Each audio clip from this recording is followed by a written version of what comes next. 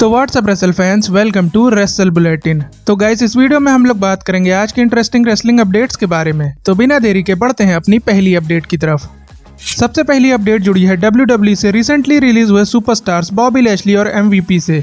तो guys, Bobby Lashley और MVP को WWE ने अपने एल्यूमिनी सेक्शन में मूव कर दिया है, जहां पर WWE के फॉर्मर सुपरस्टार्स के नाम होते हैं, जिससे क्लियर है कि दोनों का कॉन्ट्रैक्ट WWE के साथ अब एंड हो चुका है। और दोनों के फ्यूचर को लेकर एक मेजर अपडेट ये है कि जिस कंपनी के पास MVP के नाम और थीम सॉन्ग का ट्रेडमार्क है, उस कंपनी ने द हर्ट सिंडिकेट नाम का ट्रेडमार्क खरीद लिया है, जिसे हर्ट बिजनेस से जोड़कर देखा जा रहा है। तो हो सकता है कि AEW में जब कभी MVP लैशली और शेल्टन बेंजामिन अपना डेब्यू करे, तो वो हर्ट सिंडिकेट फैक्शन के नाम से डेब्यू करे। नेक्स्ट अपडेट रिलेटेड है WWE के सस्ते ग्राफिक डिजाइनर से, जिसने रेसलमेनिया के बाद से ही बोचेस की लाइन लगा दी है। और इस बार इन्होंने LA नाइट के रेंडर के ऊपर अपनी सस्ती टेक्निक यूज की है, जिसे आप स्क्रीन पर देख सकते हो। इसमें ग्राफिक डिजाइनर ने LA नाइट के आर्म को लोगन पॉल के चैंपियनशिप वाले आर्म से रिप्लेस कर दिया है, जिसे देखने के बाद ट्विटर पर फैंस भी WWE की प्रोडक्शन टीम की चीप एडिटिंग को क्रिटिसाइज कर रहे हैं। अगली अपडेट जुड़ी है नेक्स्ट वीक होने वाले स्मैकडाउन के शो से। तो भाई, WWE ने नेक्स्ट वीक स्मैकडाउन के लिए कुछ मैचेस अनाउंस कर दिए हैं, जैसे कि नाया जैक्स और मिचिन का मैच होगा वुमेन्स चैंपियनशिप के लिए। जेड कारगिल, बियांका ब्लेयर और नेओमी फेस करेंगी अल्बा फायर, आइला डॉन और डेवनपोर्ट को टैग टीम मैच में। इसके अलावा LA नाइट और सैंतोस एस्कोबार आमने सामने होंगे US चैंपियनशिप के लिए। और blood line versus street profits का मैच भी हम लोगों को देखने को मिलेगा टैग टीम चैंपियनशिप के लिए। और रोमन रेंस का क्या स्टेटस होने वाला है स्मैकडाउन के लिए, उसके बारे में भी एक मेजर अपडेट सामने आई है, जो कह सकते हैं कि एक बैड न्यूज है हम WWE फैंस के लिए, क्योंकि ब्लड लाइन से मार खाने के बाद रोमन रेंस अब सीधा 13 सितंबर को स्मैकडाउन पर अपना रिटर्न करेंगे, क्योंकि WWE ने 13 सितंबर के पहले रोमन रेंस को किसी भी शो के लिए एडवर्टाइज ही नहीं किया है। यानी कि लगभग 1 महीने का वेट करना पड़ेगा हम लोगों को रोमन रेंस की नेक्स्ट अपीयरेंस के लिए। और तब तक ये कंफर्म है कि सोलो सिकोआ की ब्लड लाइन का आतंक हम लोगों को स्मैकडाउन पर देखने को मिलेगा। नेक्स्ट अपडेट रिलेटेड है WWE के बैश इन बर्लिन के बाद होने वाले premium live event bad blood pay per view से, जिसे WWE काफी टाइम के बाद वापस ला रही है। तो भाई, इस पेपर व्यू का हेल इन अ सेल मैचेस की जो हिस्ट्री रही है, उसकी वजह से WWE को काफी फायदा हो रहा है, क्योंकि रेसलटिक्स की रिपोर्ट्स के according bad blood pay per view की 13,221 टिकट्स बिक चुकी है और बस 594 टिकट ही बची हुई है, जो जल्द ही बिक जाएंगी। और ये स्टेडियम वाला शो तो नहीं है, बट फिर भी फैंस इसके लिए काफी ज्यादा एक्साइटेड है। तभी 1 महीने पहले ही बैड ब्लड पेपर व्यू पूरी तरह से सोल्ड आउट हो चुका है। अगली अपडेट जुड़ी है ब्रॉन्सन रीड की सुनामी का शिकार हुए बंदों से। तो गाइस, ब्रॉन्सन रीड के अटैक के बाद सेथ रॉलिंस को पहली बार स्पॉट किया गया है एक जिम में, जहां पर वो इंजरी से रिहैब के लिए ट्रेनिंग करते हुए दिख रहे हैं। तो होप करते हैं कि वो जल्द ही अपना रिटर्न कर लेंगे WWE में। इसके अलावा R-Truth के बारे में भी WWE ने अपडेट शेयर की है, जिसके हिसाब से R-Truth की रिब्स टूट गई है ब्रॉन्सन रीड के अटैक के बाद। बट डेव मेल्ट्जर ने ये रिपोर्ट शेयर की है कि R-Truth को कोई भी इंजरी नहीं हुई है, बट ब्रॉन्सन रीड के अटैक को सेल करने के लिए WWE R-Truth को भी टीवी से ऑफ रखेगी। अगली अपडेट जुड़ी है डेनियल ब्रायन से। तो गाइस, डेनियल ब्रायन ने last month yes yes yes catch phrase का ट्रेडमार्क खरीद लिया था। तो एक इंटरव्यू में डेनियल ब्रायन से इसके बारे में क्वेश्चन किया गया कि क्या वो इस कैच फ्रेज को AEW में यूज करेंगे, या फिर वो इसका यूज करके कोई पॉडकास्ट शो या मर्च लाने वाले हैं। तो डेनियल ब्रायन ने इस कैच फ्रेज को लेकर ये बताया कि उनके मैनेजर ने उन्हें ये बताया था कि इस कैच फ्रेज को WWE ने दोबारा रिन्यू नहीं किया था, जिसकी वजह से इसका प्राइस काफी लो हो गया था। जिसके बाद डेनियल ब्रायन को ये लगा कि उन्हें ये कैच फ्रेज खरीद लेना चाहिए। बाकी इसको किस तरह से यूज करना है, इसके बारे में उनके पास अभी कोई भी प्लान नहीं है। अगली अपडेट जुड़ी है ड्रू मैकिंटायर से। तो गाइस, CM पंक और ड्रू मैकिंटायर की राइवलरी में सोशल मीडिया और इंटरव्यूज में हम लोगों ने कई सारी चीजें देखी हैं, और अब ड्रू मैकिंटायर इसको नेक्स्ट लेवल पर ले गए हैं, क्योंकि रिसेंटली ड्रू मैकिंटायर ने एक फैन साइनिंग अटेंड की, जहां पर एक फैन ने ड्रू मैकिंटायर को शिकागो का फ्लैग दिया साइन करने के लिए, जिसके ऊपर ड्रू ने क्या साइन किया है वो आप अपनी स्क्रीन पर देख ही सकते हो। और अब इसके बाद ये देखना भी इंटरेस्टिंग होगा कि CM पंक इसका जवाब सोशल मीडिया पर देंगे या फिर सीधा रिंग के अंदर। वैसे रिपोर्ट्स के अकॉर्डिंग बैश इन बर्लिन में स्ट्रैप मैच भी होने वाला है दोनों के बीच, जिसमें इन दोनों को मौका मिलेगा एक दूसरे के ऊपर अपनी भड़ास निकालने का। अगली अपडेट जुड़ी है हार्डी बॉयज से।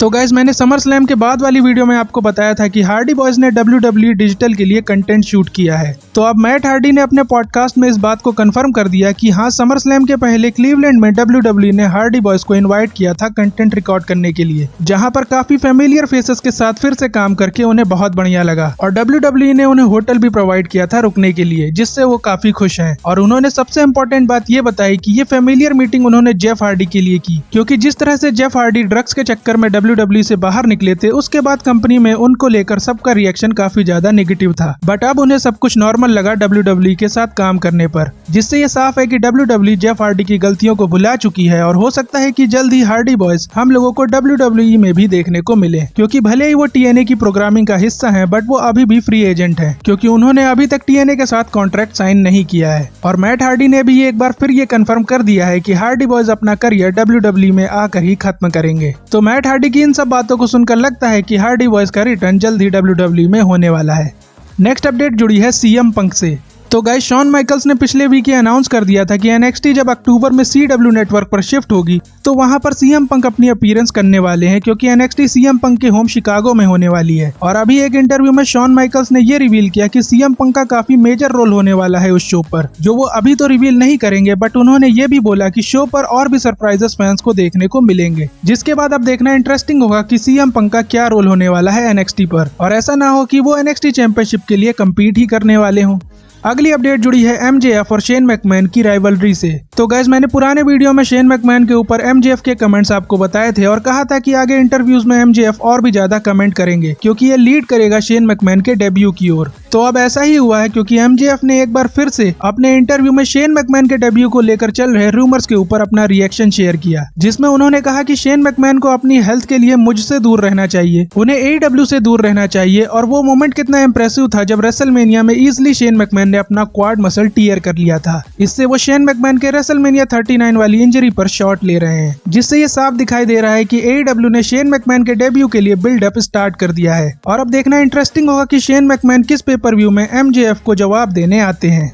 अपनी अगली अपडेट जुड़ी है स्टोन कोल्ड स्टीव ऑस्टिन से। तो guys stone cold Steve Austin recently एक इंटरव्यू शो में आए थे, जहां पर उनसे रेसलमेनिया 40 में ना अपीयर होने के पीछे का रीजन पूछा गया, जिसमें उन्होंने बताया कि उनकी वाइफ और उनको उस टाइम कुछ इश्यूज हो गए थे, जिसकी वजह से उन्होंने WWE का ऑफर रिजेक्ट कर दिया था और उन्हें इस बात का काफी बुरा भी लगा था, बट उस टाइम उनके पास कोई रास्ता नहीं था। तो गाइस रेसलमेनिया के बाद जो रूमर्स चले थे कि स्टोन कोल्ड ने पैसों की वजह से अपीयरेंस नहीं की, वो यहाँ पर गलत साबित कर दिया स्टोन कोल्ड ने, क्योंकि एक्चुअल रीजन तो कुछ और ही था। और इस इंटरव्यू में जब स्टोन कोल्ड से रेसलमेनिया 41 में अपीयरेंस को लेकर क्वेश्चन किया गया, तो इसके आंसर में उन्होंने ये तो नहीं बताया कि वो रेसल करेंगे या फिर नहीं, क्योंकि सब चीजें तो वो अभी नहीं बता सकते हैं, क्योंकि मैच बुक करना तो WWE के हाथ में है। बट उन्होंने ये जरूर कहा कि वो इस बार रेसलमेनिया में होने वाले हैं, और अगर कोडी को इस बार उनकी हेल्प की नीड होगी तो वो कोडी का साथ जरूर देंगे। जिससे अब ये क्लियर हो गया है कि stone cold Steve Austin WrestleMania 41 में होने वाले हैं, और अब बस WWE उनके लिए एक बढ़िया अपोनेंट भी ढूंढ ले, ताकि हम लोगों को ऑस्टिन की रेसलिंग एक बार फिर से देखने को मिले। बाकी गाइस आप लोग कमेंट करके जरूर बताना कि रेसलमेनिया 41 में स्टोन कोल्ड स्टीव ऑस्टिन का अपोनेंट कौन हो सकता है।